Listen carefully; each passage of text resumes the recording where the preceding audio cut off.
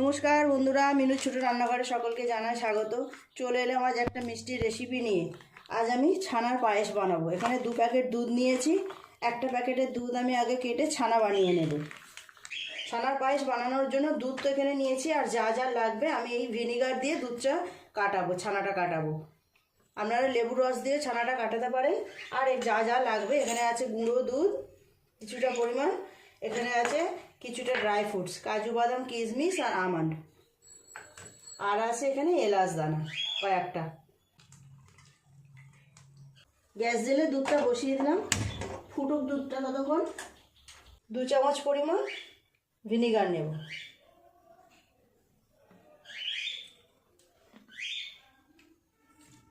এর মধ্যে একটু জল মিশিয়ে নেব।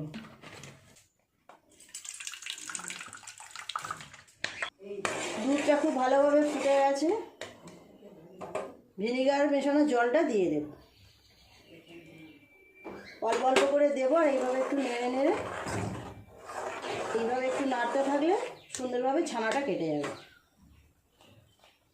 দেখুন কত তাড়াতাড়ি কত সুন্দর ছানা কেটে গেল। এখানে একটা কাপড় নিয়েছি, কাপড়ের মধ্যে ছানাটাকে এইভাবে ঢেলে দেব, দিয়ে এর মধ্যে আর একটু পরিষ্কার জল দিয়ে ভালো করে ছানাটা ধুয়ে নেব। কিছুটা পরিমাণ পরিষ্কার জল নিয়ে ছানাটাকে ভালো করে ধুয়ে নেব। ছানার মধ্যে যদি কোনো টক ভাব থেকে থাকে সে ভাবটা চলে যাবে। এইভাবে ছানাটা এখন জল ঝরাতে দিয়ে দেবো কিছুক্ষণের জন্য। এই সময় আমি আর 1 প্যাকেট দুধ কেটে জাল করতে বসিয়ে দেব।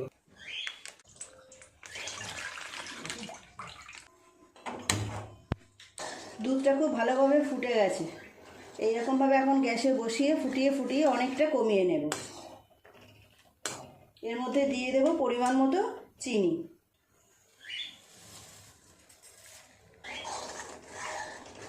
দুধটা ততক্ষণ ফুটে ফুটে কিছুটা কমে যাক, ছানাটা কতটা জল ঝরলে একবার দেখে নেব। খুব ভালোভাবে ছানার জলটাকেও ঝরিয়ে নিয়েছি। বেশ কিছুক্ষণ এইভাবে কাপড়টাকে ঝোলানো ছিল, ভালোভাবে ঝরে গেছে। ছানাটাকে আমি একটু ভালো করে ম্যাশ করে নেব। এখানে ড্রাই ফ্রুটসগুলোকে আমি কুচিয়ে নিয়েছি, কাজু বাদাম কিশমিশ আর আমন্ড। এইভাবে ছানাটাকে একটু হাত দিয়ে চেপে চেপে ম্যাশ করে নেব। খুব ভালো করে ছানাটাকে এইভাবে হাত দিয়ে চেপে চেপে ম্যাশ করে নিয়েছি। চলুন দুধটা কতটা ফুটলো দেখি। খুব ভালো করে দুধটা ফুটেছে, অনেকটা কমে গেছে, আরও একটু কমবে। এই সময় আমি দিয়ে দেবো দুধের মধ্যে কিছুটা পরিমাণ গুঁড়ো দুধ। গুঁড়ো দুধ দিলে দুধটা ঘনও হবে আর টেস্টও বাড়বে। খুব ভালো করে মিশিয়ে নেব দুধটা এইভাবে।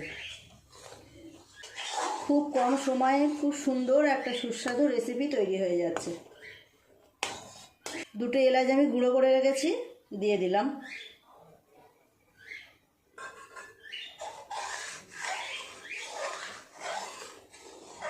খুব ভালো করে দুধটা ফুটিয়েও নিয়েছি, দুধটা অনেকটা কমেও গেছে। এই সময় দিয়ে দেব ছানাটা,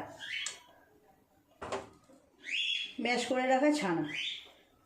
খুব অল্প সময়ে সুস্বাদু একটা রেসিপি তৈরি হয়ে যাবে। নিজেরা খান, বাড়িতে গেস্ট এলে তাদের জন্য আপনারা এটা বানিয়ে দিতে পারেন। যে খাবে তারই কিন্তু খুব ভালো লাগবে। এখন কিছুক্ষণ ফুটিয়ে নেব দুধটাকে, আর একটু এইভাবে ফুটিয়ে ফুটিয়ে আর একটু গাঢ় করে নেব। হাতার পেছন দিয়ে এইভাবে একটুখানিগুলো এইভাবে ছানাগুলোকে একটু ম্যাশ করে নেব।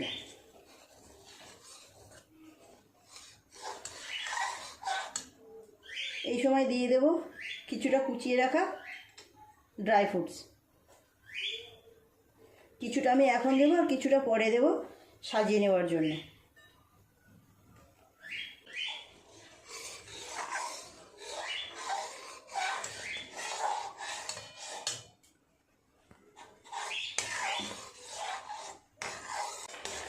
এই দেখুন ফুটে ফুটে কতটা কমে গেছে, একদম গাঢ় গাঢ় হয়ে গেছে। এবার গ্যাসটা অফ করে নামিয়ে নেব।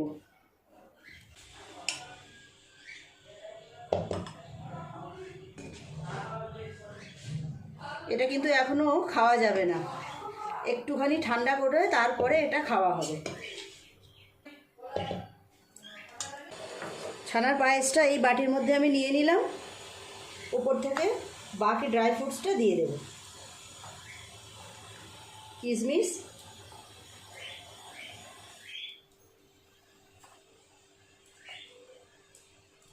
দিয়ে দেব কাজু বাদাম আর আমন্ড।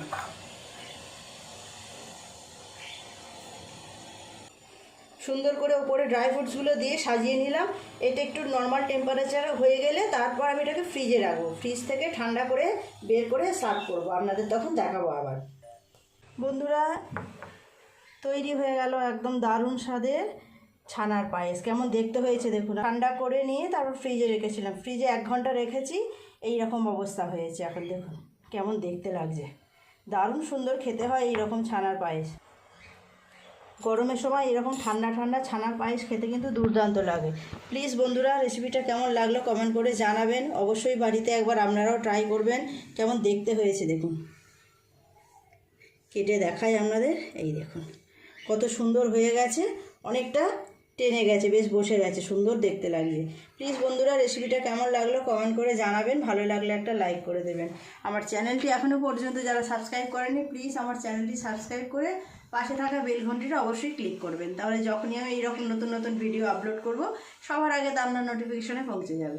সবাই খুব ভালো থাকবেন। দেখা হচ্ছে পরের দিন নতুন কোনো রেসিপির সাথে। নমস্কার।